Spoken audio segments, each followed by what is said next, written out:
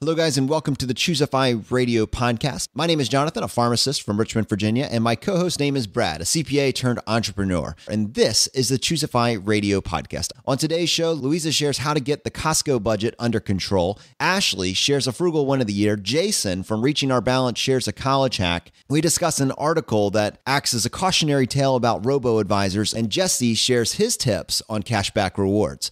Welcome to the ultimate crowdsourced personal finance show. This is your Friday Roundup. You're listening to ChooseFI Radio. The blueprint for financial independence lives here.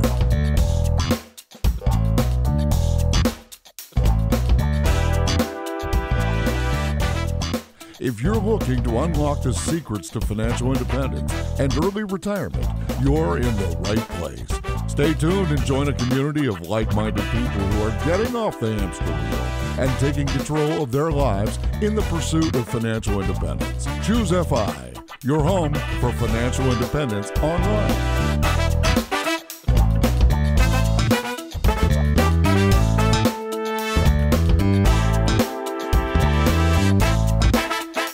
All right, Brad, lots to cover today. Certainly, I can't wait to dive into this past week's episode with Andy Hill from Marriage, Kids, and Money, where we talked about what comes after financial peace. But I'm really excited with all these additional voicemails that we have to talk about. This show is going to cover so many different topics. It's going to be a lot of fun. Yeah, I totally agree. I think it's fantastic how many voicemails we're getting, how many emails we're getting. So it's cool to be able to bring them in on the Friday Roundup. And yeah, like you said, the episode on Monday with Andy was just a great one. And you and I struggled whether to title this Financial Peace Graduates or How to Get Your Spouse on Board, right? Because it really was both of those things. So yeah, anyway, lots to talk about. And yeah, what's going on in your life this week? Well, the biggest thing that I wanted to talk about was we actually did an escape room. Now, I know I have talked to you about this a little bit and we said, oh, wouldn't it be nice? And in fact, that's not a new dialogue. I have been thinking, wouldn't it be nice to do one of these escape rooms that have popped up all around Richmond for like the last 5 years? And to set the stage for people who may not have even heard about this, an escape room is basically a giant board game that you are inside of. Like you go to this room and it's one giant puzzle and you can do it with up to, 8 to 10 people, something like that. I did one for the first time in Chester, Virginia. It's about a 20-minute drive from here, and had the time of my life and couldn't believe that we hadn't done it yet. I literally think it is the perfect group activity. Yeah, that's cool. We've been meaning to go for a couple of years now. Actually, neighbors of ours go like every single week and they just rave about it. It seems like a board game writ large, right? Like a different version of a board game. So I suspect it appeals to you and Danny in that regard, right? Multiple levels. And I think they retail for $30 to $40 per person. So, not necessarily the most affordable thing to do. You certainly would need to budget it out. But the tip here is that because these have not caught on, because people generally aren't even aware that they exist, they are always on Groupon. They're always on Groupon. You can literally just go to Groupon for your local city, type it in, and there will be a deal there. So you can usually cut that price in half for somewhere between $10 to $20 per person. You're going to be able to go. And it is a solid hour of fun where everybody that goes with you is going to be able to be equally engaged. It's a great group activity. And I'm a huge fan of it.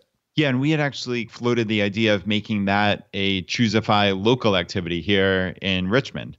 Hopefully that'll get off the ground in the near future. I know we actually have our first game night tonight, which should be a whole lot of fun. I was actually watching tutorials. I was trying to prepare to learn how to play this one specific game. It's called Eldritch Horror. It's a little bit intense in terms of there's a lot of rules, a lot of setup. And I realized I don't think I'm ready to roll this one out. I should probably go into one of these because I really want this game night to be a great time. And I don't want all of us to be sitting there looking on page 10 of the rules to figure out how this one nuanced thing works. So I decided to put that to the side, but I am pumped to come to this game night tonight. Yeah, it should be fun. And I agree. We should definitely stick with some games that we know well, so it's not a complete fiasco. Well, how did the game night go? Well, Jonathan stared at the instruction book for about 45 minutes. And around an hour and 15 minutes, we gave up and we played Racco. Yeah. Hey, we love Racco. That's actually a game.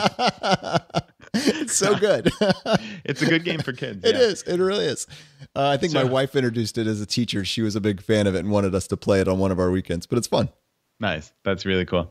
And, it's funny. I total kind of changed the subject here, but I found a new benefit of being at FI. So I don't think I even told you this, but I went to my eye doctor a week ago, and my eyes are terrible. My vision is just horrendous. Like I wear contacts or glasses all the time, but my eyes actually got dramatically better this time, which Really? is crazy. It was absolutely shocking. The eye doctor said to me, he's like, "What are you drinking? Like, what's in the water that you're drinking? What is going on?" And I basically said to him, "I don't stare at my computer screen for 9 hours a day so intently like I used to, and I'm just living a healthier, better lifestyle." And he's like, "Whatever you're doing, keep it up, because this is actually." It was He awesome, like wants to bottle it and sell it. That's exactly, right? that's how much success it is.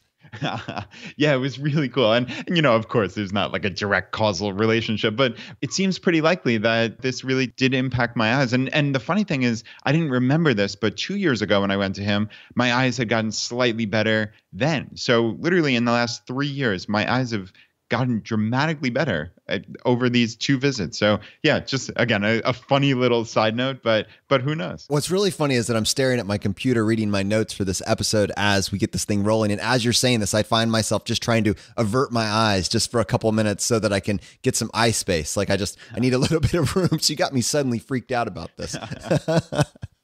But that's awesome. Congratulations. That's huge. I know my wife always goes to her visits and they always seem to, it's never good news, right? So I know how rare it is to go in and have someone say, whatever you're doing, keep doing it. Yeah, I mean, since I've been in 6th grade, essentially, it's just been worse and worse and worse. I'm like, I didn't know how this is going to end up by the time I'm 80, but it certainly seems like not only has it leveled off, but gotten better. So anyway, long story short, just a cool little thing, Well, let's go ahead and dive into this episode with Andy. And I think there's a lot to cover here. We specifically, with all of our Monday episodes, we ask for community feedback to help us source and really develop this Friday show so we can go into a little bit more depth, potentially hit on different things that we missed, bring on some additional perspectives. And like Brad was alluding to earlier, as soon as we had this episode done, there was a lot that was covered. We knew that this was a powerful episode for talking about bringing your spouse on board with FI, but we also recognized that there has traditionally been a chasm between the Dave Ramsey community and the FI community that no one really has either attempted to bridge or been able to bridge. And there's such obvious synergies there because if you knew nothing about personal finance and you were up to your eyeballs in debt and you followed Dave's advice very quickly in a relatively short period of time, and I think he even says it's like less than 2 years, you're going to be at debt free moving forward into the future. And then I think our kind of general take is a lot of his advice tapers off after baby step 3. It's less clear whether or not that is really in your best interest, or maybe it might be a good idea to start looking for additional information to supplement that. And Dave doesn't have any interest in doing that information. He's very fixed on those first couple baby steps.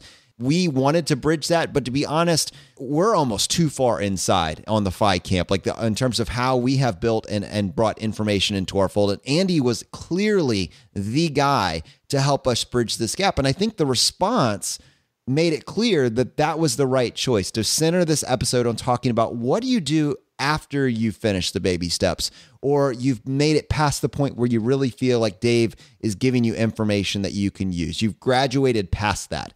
That's where I think this episode needed to be, which is why we put so much emphasis on this idea of what next. Yeah, and Jonathan, I definitely want you to read some of those comments that we received. I think that'll be useful for our discussion and just for the audience in general. But even though I knew very little of Dave Ramsey before I met you, before I met people like Andy, I have been very impressed with his overall message and with the overall goal, really. He is helping many, many tens of millions of people go from what seems like a hopeless financial position to a position of financial strength. And that's really, really important. So I know a lot of people who think they're sophisticated or think they're better than, or whatever it may be, might kind of look down on Ramsey because his advice is fairly simplistic, but I think that's the beauty of it. So I think there's room for people in the FI community who want to look for advanced strategies and want to move on beyond what's fairly simple advice. And there's room for that exact advice, which is it's for a different audience. That's the important part to remember. somebody who, like me, it would be easy for me to say, oh, Dave Ramsey says no credit cards. That's crazy. I get so much value out of credit cards and credit card rewards points, right? Like we've talked ad nauseum about that. But I would never say that because even though it works for me, there are so many millions of people who see a credit card and spend money that they don't have. That's not what I do. I'm using it as a financial tool to get myself ahead, whereas many people are mired in debt and it destroys them. For those people, Dave Ramsey's advice is spot on. So, again, I really just wanted to go through this, that I have been very impressed with Dave Ramsey and what his message is and who he's trying to help. I think it's perfect for those people.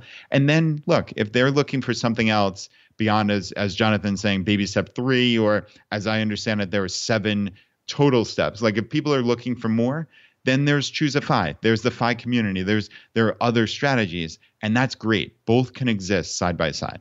So this first feedback I want to read is from Chris, and he says, I thought it was confusing because you didn't explain what Financial Peace University is and what Andy's relationship to it. I looked it up and I still don't get it. All right, I realized a little bit of this was inside baseball for people that have come through kind of the Dave Ramsey system. Dave Ramsey has a radio show that is a very popular radio show across the country. He has a book, The Total Money Makeover, and he has a course that he sells and that people can teach individuals basically a basic framework of how to get their finances in order. And this framework is called Financial Peace University. You meet once a week and you introduce a new topic or idea and you go home with assignments and you work on it with your spouse or your partner. And then it just kind of helps you get in place this first budget. And it is a really good system at really coaching a couple that has never looked at money, is wondering where all their money went. It gives them kind of an easy ground game. It holds them accountable. And people pay off a lot of debt just within this 8 to 12 weeks that they meet for this class. Andy actually teaches a financial peace class, and I actually know a lot of other people that do as well. And what made this very fascinating is that you realize that the people that are teaching these classes, they care and have been interested in how money works for a long time. And so they have either finished the baby steps or they have gone out and found additional pieces of information to supplement their own knowledge, because very quickly you realize that once you get to debt-free, it doesn't really stop. Debt-free still has you in your 9 to 5. Once you pay off your home, what comes next? Is that literally the end of the journey? I think that many people find themselves, what does that next piece actually look like? So being able to find not just an individual that pay off the mortgage, but someone that is actually teaching this Financial Peace University helped us bridge the gap between these two communities and say, you really can be in both. You can start in one camp and then realize, oh, there's more. And just the same level of excitement when I realized the possibilities of being debt-free. How much more exciting would it be to get to the point where my savings and my passive income are paying enough to cover my life and my lifestyle for the rest of time? That essentially is what financial independence is. Whether or not you're getting a large percentage of income from passive income ventures like a business or rental real estate, or you have simply been able to earn enough that your money is earning enough for you to basically pay all your bills for the rest of time. That is what financial independence looks like. And to me, I don't know why there's not more of a focus on that in the Financial Peace University. Frankly, it's kind of a wasteland once you get to paid off your mortgage. He basically just says build wealth and give. That's it. Like there's no overarching structure. And the same part that makes baby steps 1 through 3 so compelling kind of just tapers off after that. And so I think Andy felt the same thing. And it was really cool to see him introduce this idea of, once I paid off my mortgage, I'm not done yet. I want to keep going. What would it look like? And I think that's a question that so many people in the Dave Ramsey community are trying to answer.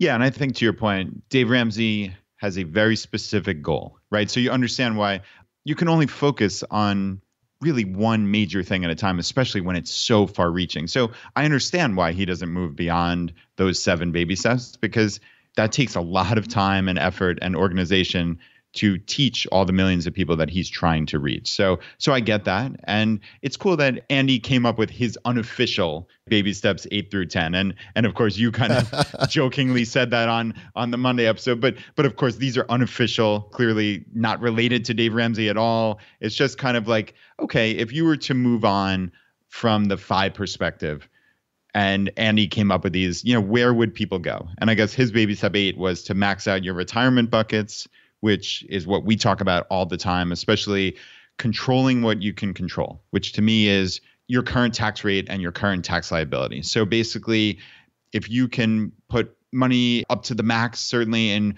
401ks and IRAs and 403bs, 457s, all these things, HSAs, all the accounts that exist, like if you can max those, then you're lowering your tax liability in the current year significantly, and then creating this huge amount of assets going forward in these sheltered accounts. So I think that's a really cool step 8. And then he's saying step 9 is develop a passive income source. So there are obviously, as we've cataloged with Alan Donegan and multiple episodes that we've talked just in general about the side hustle, about all these different businesses that our guests are really running. So we haven't overtly talked about, okay, here are the 27 side hustles, obviously, but you've heard over the course of these 100+ episodes just so many different options.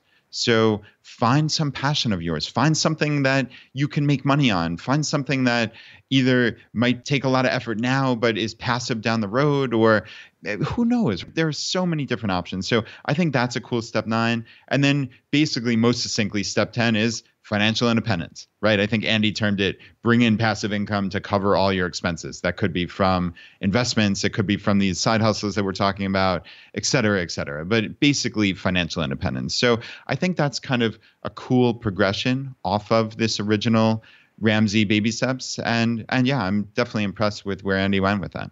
And then the thing to me that just made it so perfect was bringing in travel rewards. Because if you have listened to any Dave Ramsey episodes, you realize that the one objective truth in the Dave Ramsey camp is this hatred of credit cards and what credit cards mean for people. And frankly, with the population that he's dealing with and people that are up to their eyeballs in debt, like it is understandable.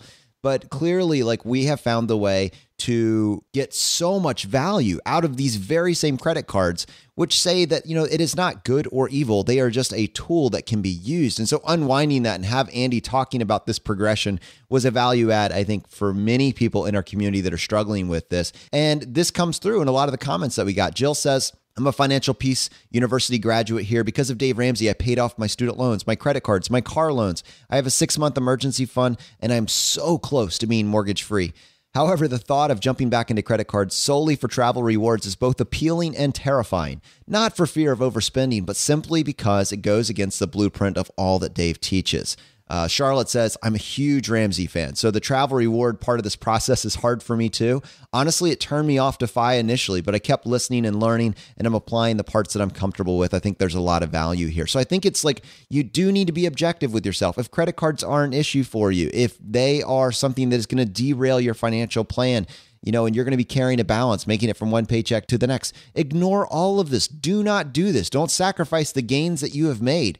But know thyself, right? If that is not you, if it is something where you can just use them objectively, move your normal spending from your debit card to your credit card, and then come up with a plan, you can move all of your travel from post-tax expenses to something that you do for free and literally get $6,000 to $10,000 in free travel year after year. It's absolutely unbelievable, and it's a huge missed opportunity. Yeah, and I'm impressed certainly with how honest they were in those comments and how open-minded. Okay, this goes against everything I've learned, but the more and more I hear about it, the more interesting it sounds and the more understandable it is. And hey, maybe I'll dip my toe in. That's a nice, easy thing. You can open up one credit card and just dip your toes in, see if this works for you, see if you get any value from it. I talked recently, my favorite card is the Chase Sapphire Preferred card. I think that's a great one for people to start with. Another one that's actually really, really easy to use is the Capital One Venture card, because basically you just use that card to pay for some travel expense, and then you just kind of log into your credit card account and wipe out the expense with your, quote, miles. It's the easiest thing in the world. So for someone like that, currently that Capital One Venture has a 50,000 point bonus, which is basically $500 of free travel. Like, I think that's probably worth dipping your toes into and just seeing, hey, can I do this? If so, great. Hey, if this doesn't work for me, no harm, no foul, right? I paid off my card on time and in full, and I'm just kind of done with it. So to me, like, that is the hallmark of just kind of an open-minded, intelligent person, is just see what works for your life, explore it, and if it works, great, keep rolling. If not, no harm, no foul, essentially. And I think that's very cool. And as always, we have a ton of resources on travel rewards on our website. The easiest way to get to it is ChooseFI.com/travel. And we have a bunch of podcast episodes, a lot of articles. We have our list of recommended credit cards. So yeah, that's a pretty good resource. So ChooseFI.com/travel.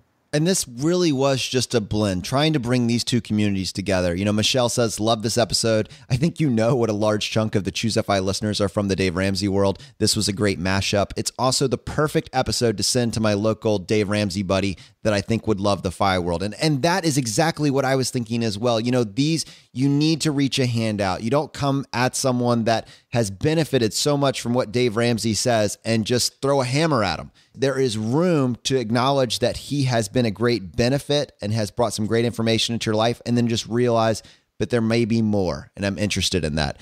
Military Dollar says, you're really messing with my posting schedule. Wednesday's post is going to look like a straight ripoff of this. I guess she has something similar. I'll put a link to it in the show notes. But I mean, clearly this is a conversation that many of us are thinking of. What comes next?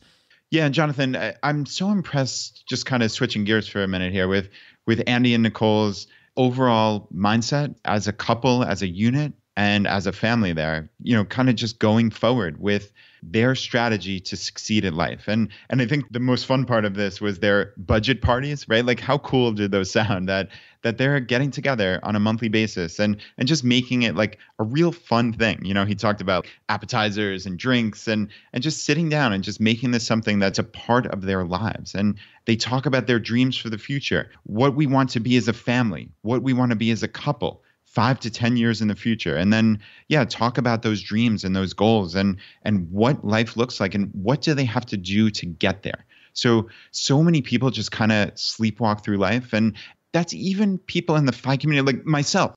I'll throw this right back on me here, is that Laura and I are just kind of on autopilot. Sure, we save a good bit of money, and sure, we have a decent bit of assets, obviously, but we don't have a real plan. And that's why I know I've struggled mightily with the paying off the mortgage thing, because to me, that is that plan. I understand it's suboptimal mathematically. I get that. And we've talked about this again ad nauseum, right? So I don't want to relitigate it here, but I get that on an intellectual level, but then on a psychological level, just to have that goal and us as a team kind of working to pay off our mortgage, it just sounds so alluring to me. And then you can kind of keep moving from there. Maybe our goal would be to buy 3 rental properties, right? I'm just making stuff up here randomly. But what if we had some goal instead of just this nebulous, hey, let's save money this month and dump it into VTSAX again for the 120th straight month or something like that. Well, that's great. And obviously it's gotten us to a point of extreme financial strength. There's just that something missing. So, well, can I weigh in? I would love to cut you off. I want to weigh in. Yeah, please. Let me first of all read this comment that we got from Nick. He says, I wonder why there's so much criticism against paying down the mortgage when it's a huge hedge against sequence of return risk and other unknowable events. Think about it this way. When your mortgage is paid off, you have the option, but not the obligation to invest that new cash flow any way you see fit. If you do not pay off your mortgage or you rent, you have the obligation to continue paying regardless of whatever your investments are doing. You reduce the number of unknown variables, housing cost, and lower your susceptibility to other unknown shocks, drops, and other investments. How much easier is it to plan for the unknowable when you have an asset that returns the equivalent of a mortgage payment each month? Full disclosure, him and his wife paid off the mortgage in 3.5 years from 2013 to 2017, and they have no regrets at all. Like Andy said, who has a crystal ball? No way to know what the market will do, and at least with the payoff, you know what housing is going to do. I fully believe it's a lot easier to ride out any market storms when you don't have to worry about keeping a roof over your head. So let me add my comments onto this, and in particular with your situation, Brad. At what point do you just have enough? I think that's really what it comes down to. Like, do you need to optimize every single penny all across the line in order to truly feel like you've made it? At some point, have you beaten the game? I think one of the reasons that sequence of return risk does make me a little bit nervous is like in the case of my parents. They put every single penny they had into paying off their home, and they paid it off at the age of 50 and then basically started investing from the age of 50 on. That is a little scary from a sequence of return risk perspective. Their entire investing timeline has been compressed into like 5 to 10 years, basically, maybe less, depending on how aggressive they were.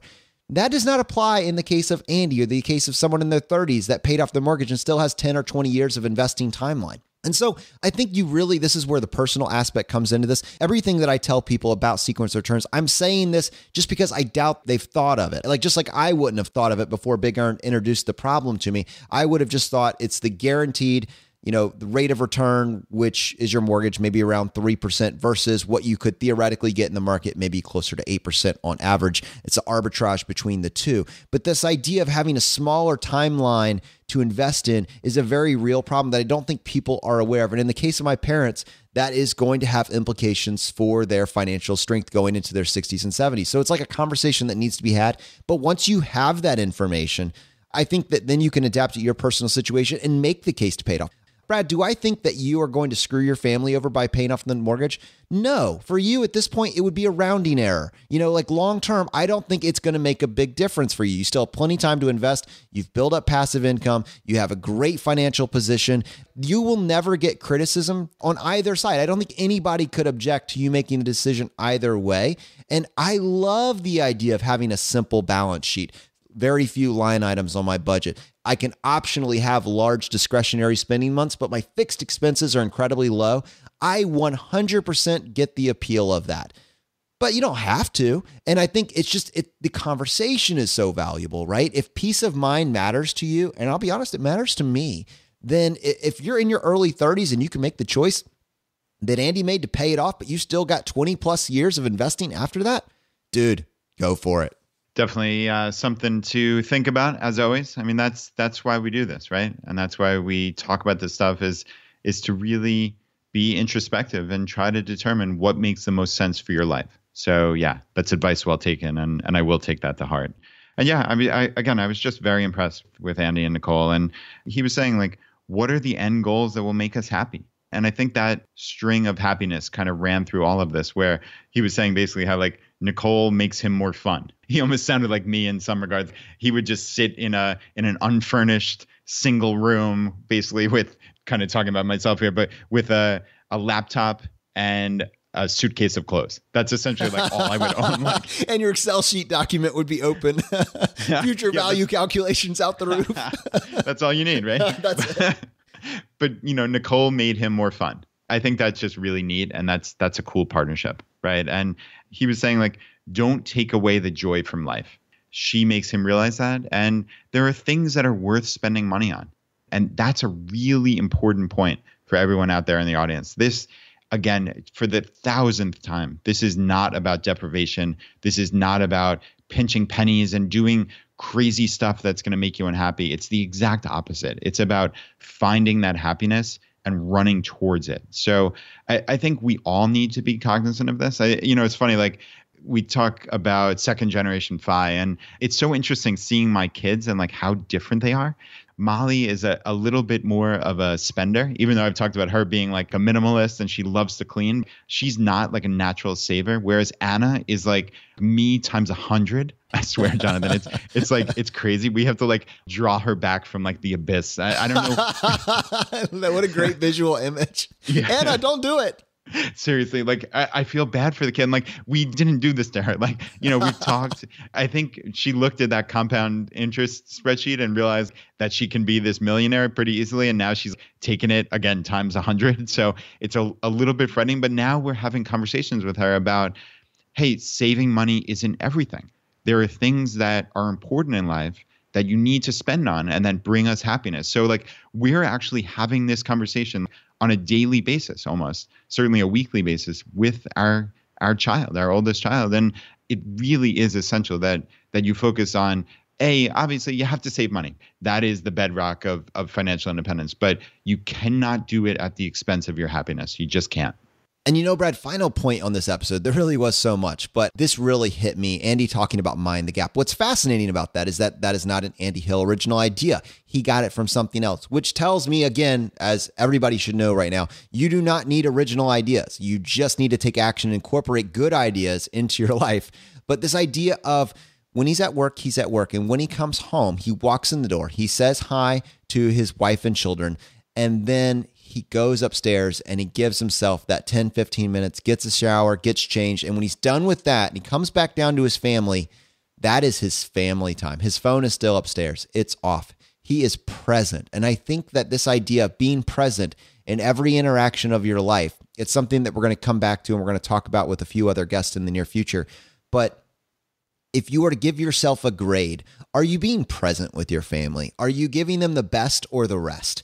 And I think that this type of separation that he forces on himself allows himself to be his best with his family. And, without these relationships, what's the point? Yeah, I think it's an important point in general. And since we recorded this, I have been more mindful of this.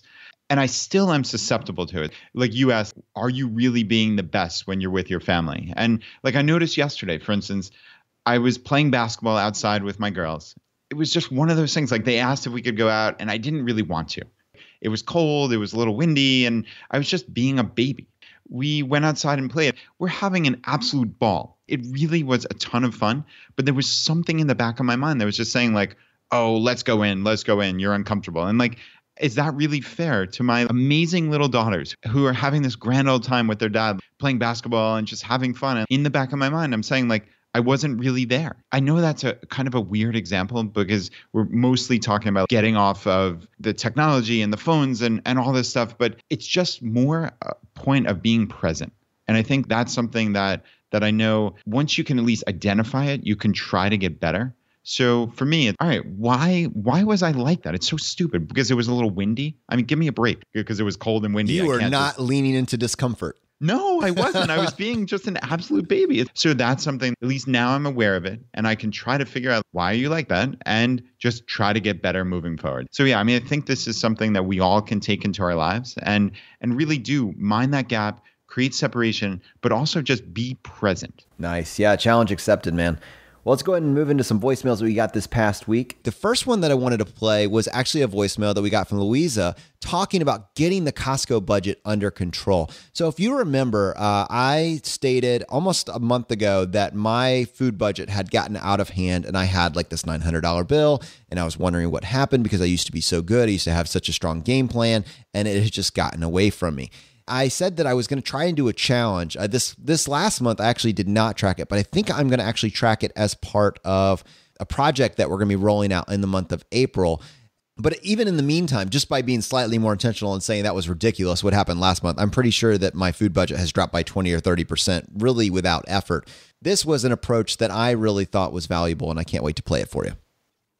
Hey, Brad and Jonathan, this is Louisa from Atlanta. I was listening to your Costco hack ordeal and how you're trying to figure out how to eliminate some of your food budget. I think my biggest expense that I've eliminated and my frugal win is that I eliminated a lot of snacky foods. So instead of snacking, we eat peanuts or oatmeal or just like meal foods. That helps a lot. And then for me, I go to an Asian grocery store, a lot of like ethnic grocery stores, just have a lot of like fresh produce and meat that's just half the price of anywhere else, Costco included and Walmart included. So you can go and you can get drumsticks for like 50 cents to $1 a pound. That is like so much more filling than any of the snacky foods that you might end up buying. So good luck and let us know what you end up doing for your meal planning. Okay, so this is actually the perfect excuse for me to talk about something that we're going to be rolling out. Now, you guys know that we piloted Skinny Waist Fat Wallet last year, and then we this year did a weekly strand to try to help motivate you on our Facebook group. But in the background of my mind was always that we wanted to actually try to create a small video series as part of our YouTube channel to kind of show you behind the scenes what it looks like to implement some of the tactics that Brad and I have talked about as part of that episode 10, what that looks like practically for us. So you know that we mentioned some of the Chipotle recipes that I use. Brad has mentioned his $2 per person per meal. We are going to go all in on that on the month of April and May. And we're going to create a 6 to 12 part video series kind of showing you all the little things that we figured out. So we'd love for you to join us on our YouTube channel. I put up a short video currently just kind of walking you through what I'm basically telling you right now. And if you want to see that, you can just go to youtube.com/ChooseFI. That's our channel.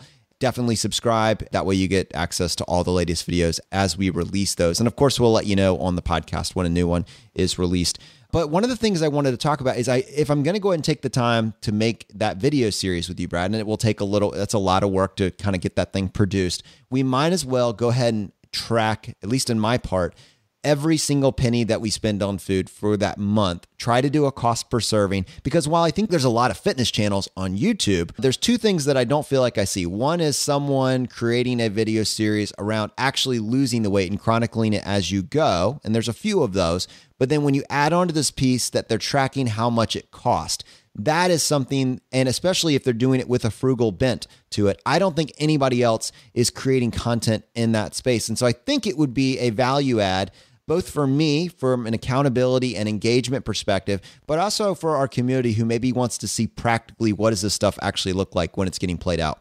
Yeah, I think there's value there for sure. And you had mentioned this to me that you were going to spend a good bit of time and resources on growing this YouTube channel, but to really add value to our entire community. And yeah, I'm on board. I think it's really cool. You sent me the first video and it was neat to see. I like your plans. And yeah, I mean, like you said, this is accountability for you as well. And yeah, from an accountability perspective, you've talked previously how you love that accountability. And also you do have some weight that you want to lose and some motivation that you need. So I think working with the community will help you, will help countless thousands of people who will watch those videos. So yeah, just a really cool project. And again, everybody, if you head over to youtube.com/ChooseFI, definitely hit subscribe. That's the easiest way to find our content. You'll get notified when we upload new videos. And yeah, it should be a fun project going forward. All right, the next voicemail that I want to play for you is from Ashley, sharing a frugal win of the year. Hi, Brad and Jonathan. This is Ashley from Baton Rouge. I discovered the ChooseFI podcast from the Rockstar Finance Best Podcast poll last year, and I've finally caught up on all the episodes. I have a frugal win of the year that I'd like to share so that others in my situation might also benefit. I work at a small company of only 11 people, and when I started out, there were no benefits. My husband was able to max out his 401k through his work, but I was restricted to an IRA. Most small companies do not offer 401k plans due to the cost. I really wanted the opportunity to shelter more of my income from taxes, so I started looking into how much 401k plans actually cost. I came across a plan that was actually free to employers and only costs employees 45 basis points annually, which is a great deal for a small plan. The name of this provider is Save Day, but there are many other low-cost plans available now. My tax savings more than made up for the management fees, so I brought this plan to the head of our company, and he had no reason to say no. So now we have a 401k plan, although with no match, and I am maxing it out. This is particularly useful in my case because the $37,000 that my husband and I can now shelter from taxes in 401k plans lowered our income enough that we are also able to fully deduct traditional IRA contributions, meaning we can shelter another $11,000 from taxes. For 2018, we will save several $1,000s in taxes, which we are applying straight into our brokerage account. This has shaved an entire year off our path to FI. I hope that some of your listeners may be able to persuade their employers to add 401k plans if they are not currently available. Depending on how you've set up ChooseFI as a business, it's possible that Jonathan may also be able to use this now that he has left his pharmacy job. Save Day offers solo and simple 401k plans in addition to the traditional 401k plans that my company uses. Thank you for all the hard work you put into this show. Bye. All right, Brad, I know you want to respond to this, so let me just set this up real quick before you do that. If you work for a small business, they may or may not have access to a 401k. And if you're looking for a compelling voicemail to encourage your employer to do this, this is literally it. Just send them to this spot. This is how, knowing how the game is played, knowing how the rules work, there is no downside for your employer doing this, and it is all win for you. And it may just start literally with you sharing this idea. Yeah, great point. And Ashley, holy cow. Frugal win of the year for sure. That is incredible. I mean, she took the reins. I mean, she took the initiative and did this research, brought it to her company. It's going to happen. I mean, it's absolutely brilliant on every level. And to Ashley's point, it is worth the extra basis point. So I guess she's saying 45 basis points. So that's 0.45% on the expense ratio is kind of how you'd look at it. But it's in her case, it's either nothing or, okay, this still fairly small expense ratio in the grand scheme of things. So, I mean, to me, that's an absolute slam dunk. And in this case, there was no cost to the employer. So why would they not offer this benefit to their employees? That is a slam dunk. Again, just on every possible level. And then she gets, because their income is so much lower, they're able to contribute to IRAs. So yet another benefit. And geez, to shave off a year of FI just because of a little bit of research you did, right? She saw this problem. She did some research. She presented it to the company and boom, it's done. I mean, that is just absolute brilliance. So congratulations, Ashley. That's really wonderful. All right, next I want to play this voicemail from Jason, and he's sharing a college hack. Now, let me just set the stage with this. One of the reasons that we need to keep this show going for 5 to 10 years is because there are so many hundreds of thousands of college hacks. While there may not be a perfect answer for college right now, there are unique little tips that you can pick up all along the way that have selfishly served an individual, and they would love to share it with someone else, but there's no way to do that en masse. This show, we hope to almost on a weekly basis give you one extra thing that even if you can't use for yourself directly, you can share with your child that's going to be going to school in the near future. You can share with a friend that you know is dealing with this situation. You can share with a friend's child that is going to be in this situation. We need to highlight these tips and hacks to help you optimize the game all along the way. This is yet another one that we want to play for you today. This is Jason Edwards from the blog Reaching Our Balance. I just wanted to pass along a college hack I hope some people can use. In particular, I want to talk about how people can go to graduate school for free. I'm a college professor, and I have a lot of students who want to get graduate degrees in a variety of fields. Many of them will put themselves deep into debt to do so. I see no reason for someone to go tens of thousands of dollars in student loan debt for a master's or doctoral degree. There are different ways to pay for graduate school for a low cost. You might be able to save and pay for it. You can go part-time and pay as you go. You might have an employee benefit for tuition reimbursement. However, I want to highlight something that I think is underused and not explored as much, and that is the graduate assistantship. A graduate assistantship is where you become a part-time employee of the university in exchange for a few benefits. First, most assistantships have some kind of student health insurance that goes along with them. Secondly, most assistantships have a stipend attached to them. That stipend can be anywhere from a few $100s a month to a few $1,000s, depending on the kind of assistantship or the university you attend. The third benefit is the ability to go to school for free. Typically, a lot of graduate assistantships come with a tuition waiver, and that includes out-of-state students as well. Now, there are different kinds of assistantships. There's a teaching assistantship where you might actually help a professor with a specific course, or you might actually teach a course in your own. There's a research assistantship where you might help a professor or a particular program with a particular research project. And finally, there are graduate assistantships where you work for a specific office or department on campus. These assistantships can be in alumni offices, admissions, study abroad programs, writing programs, an academic achievement center, and a whole host of other assistantships that people can look into. Now, the downside of an assistantship is that you are not making a lot of money, and you may have to actually quit your full-time job in order to go to school full-time. And of course, this does not work if you go out and take out student loans like I did in order to supplement your lifestyle.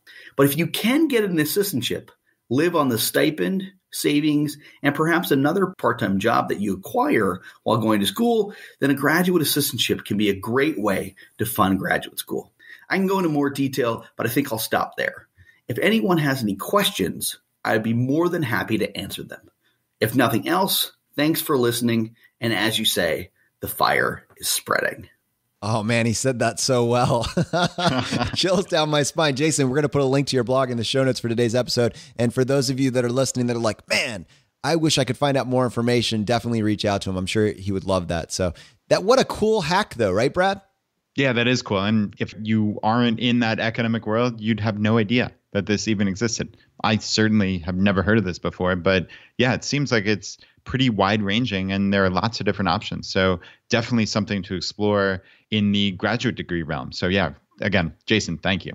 All right, now I wanted to spend just a couple minutes talking about an article that popped up on my radar this past week that I think will be a little bit of a cautionary tale with regards to robo-advisors. Not to say that you can't use them or that you shouldn't use them, but just this may be something that you haven't thought of. We're going to put a link to this in the show notes.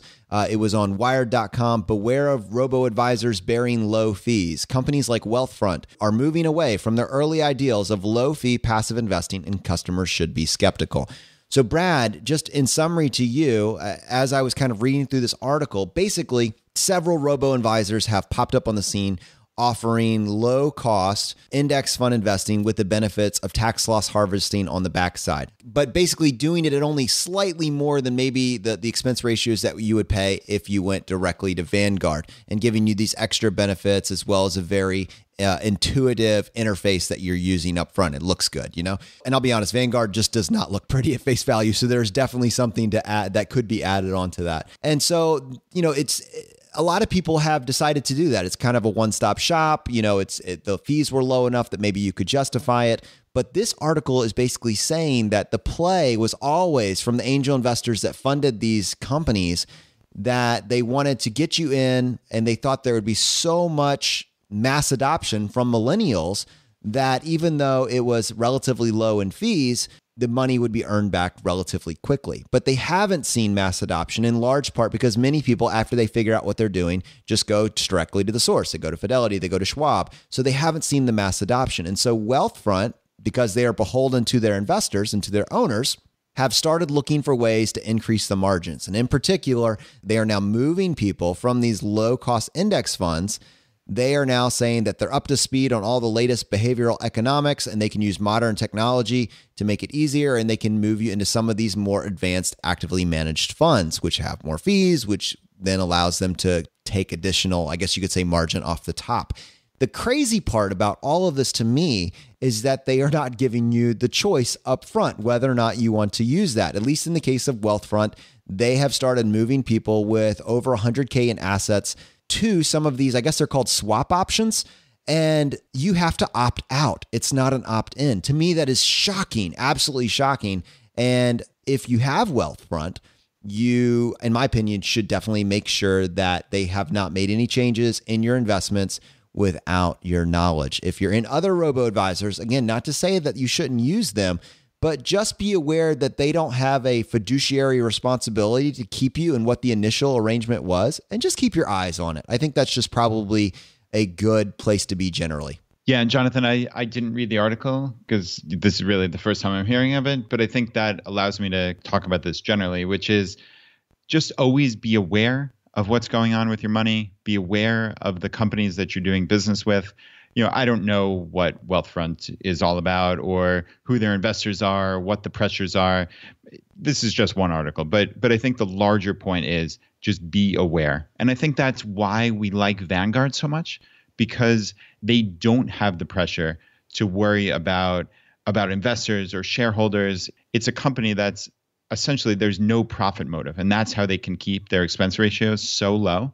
Whereas people often ask us, why do you not recommend Schwab or Fidelity as highly when they have index funds that are comparable, or in the case of Schwab, that have even lower expense ratios?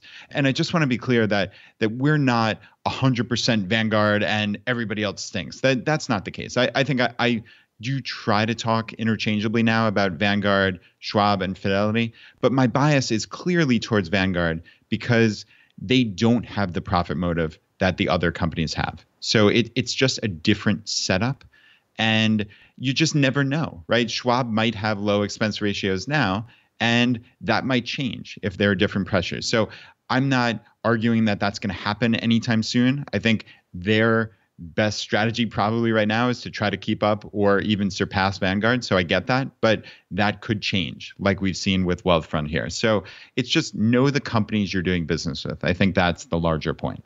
And it's funny, you know, with our 401k with ChooseFI that we set up, we actually set it up with Schwab for various other features that they offered. But I don't have that same loyalty to Schwab that I do to Vanguard, because they don't have any promise that down the road they will necessarily maintain these fees. You just don't know. You know, their heart isn't really in this. For them, this is a loss leader motive that they are, like you said, competing with Vanguard and trying to grab a bigger piece of the pie. But their default status is to make a profit, which is just a different place. And so, yeah, I think it's point out that you can still objectively use some of these different services, but just be aware who you're getting into bed with, basically. Yep. Wholeheartedly agree. All right, finally, guys, I want to wrap this thing up by highlighting some cashback rewards tips. Now, we have talked only a little bit about using cashback rewards. If you are going to go down that lane, so doing cashback instead of travel rewards, there is definitely a way to optimize that. And let me go ahead and play this voicemail that I got from Jesse.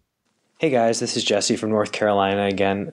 And I know travel hacking is a big thing in the FIRE community in terms of credit cards, but I wanted to throw out another option for those that are interested in cashback rewards. So from my experience, typical cashback rewards credit cards provide 1% back on purchases, and that's not really going to get you that far. So your goal is to get starting 2 to 5% back from each credit card, and then use additional services like Ebates and certain investment accounts to get additional rewards. So let me explain my system. So the first is I have a Fidelity cashback credit card that gives me 2% back on all purchases. I have a Blue Cash American Express credit card that gives me 3 to 6% back on groceries, depending on whether I use the everyday or the preferred version. I have a Bank of America Cash Rewards card that gives me 3% back on gas, but also a 75% bonus when I redeem. An Amazon.com Visa that gives me 5% back at Amazon.com. A US Bank Visa Cash Card that gives me 5% back on 2 categories of my choice. I always choose cell phone and fitness just because they're things that I will use every month. And then I have a Discover, Chase, Freedom, and City dividend card that give me 5% back on rotating categories. So that's the starting point, is 2 to 5% back on everything. If you use Ebates, often you're in the 10 to 15% cashback credit card with the Ebates reward on top of the 2 to 5% back I just talked about. And you can use a free app like Wallaby to easily tell you which card to use where and how to maximize your rewards and track how much you're getting back. This has led me to get like $2,000 to $3,000 back per year from credit cards, just from normal spending. And now that you've maximized your cashback and rewards cards, you want to link them to investment accounts if possible. It's like tremendous what happens. So from Fidelity, I deposit my rewards straight into my Fidelity taxable account. And so the money I got back from spending on the credit card just goes straight into the investment account, into the market, and it works just like a 401k. So I don't have to do anything. It's automatic. There's no chance I'm going to spend it on something.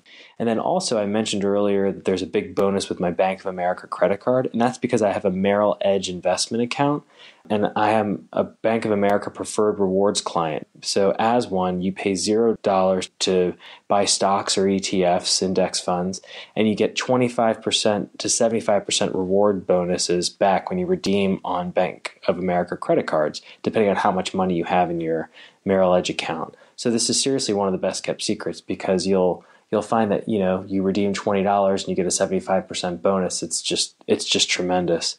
So anyways, hope those hacks help. Thanks for doing the show, guys. It's just great. So Brad, I'll let you break that down. But when he got to the starting point, I was like, man, this is so complicated. There are people in our community. There's 2 different types. There's the ones like me that are like, they crave simplicity and are never going to be willing to go into this depth. Like my system with travel rewards is so simple because it's all that my bandwidth can handle. And then there's people, I would say even kind of past where you're at, and more like Sun Wu in our community, that are like these ultra optimizers that are willing to have like 6 cards on them at all time, that have like a sheet where they know with this card is this purchase, with this card is this purchase. My brain is exploding. But at the same time, you have to recognize that the rabbit hole will go as deep as you want it to go. And if you want to optimize to this level, you certainly can. And there is so much that you don't know that you don't know. And you got to just ask yourself, how much do you want to optimize this particular aspect? Because objectively, you can tell he is crushing it. And Jesse has had other tips that we've talked about in other areas. This isn't like this isolated event. He is optimizing all of these different areas in his life.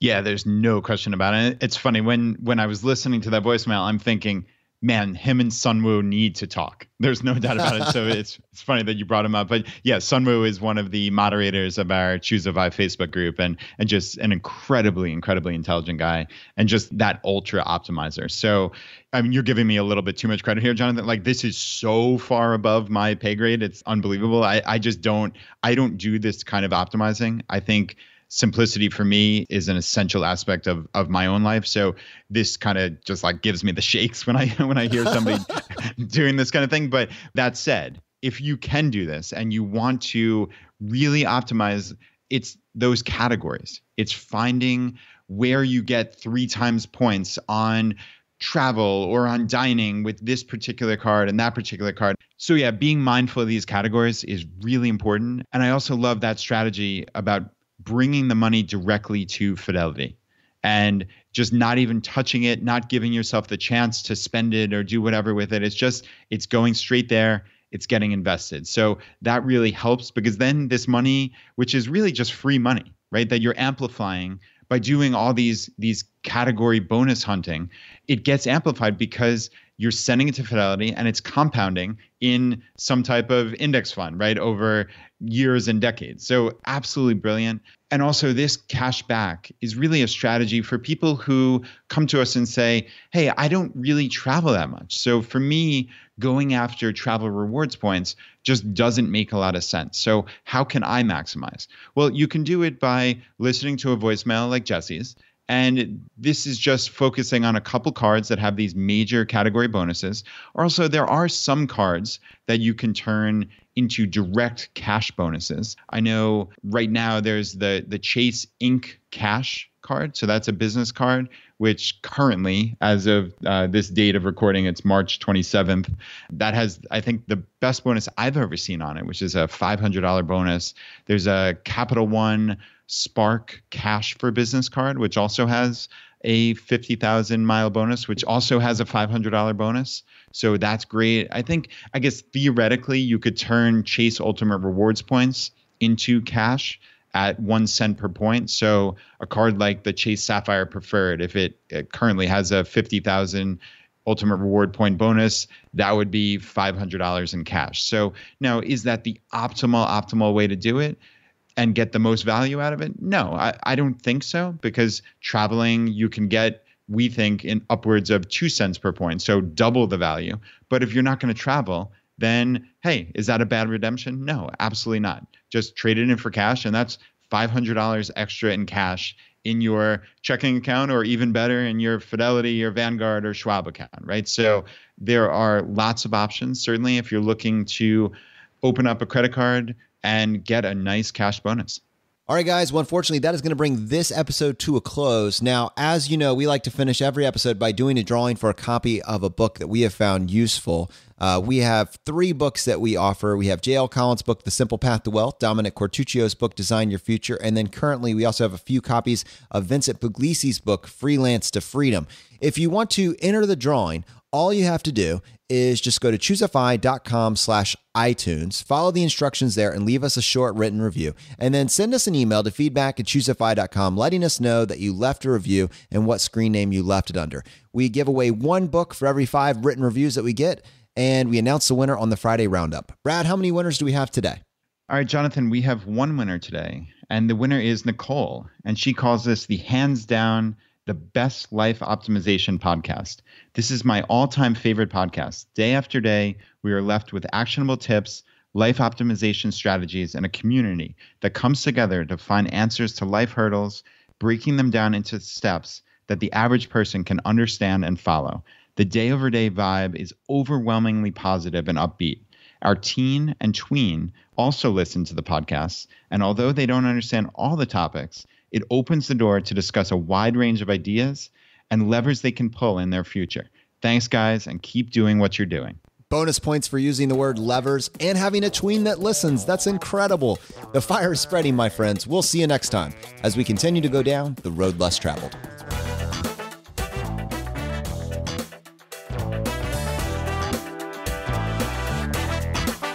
You've been listening to ChooseFI Radio Podcast, where we help middle-class America build wealth, one life hack at a time.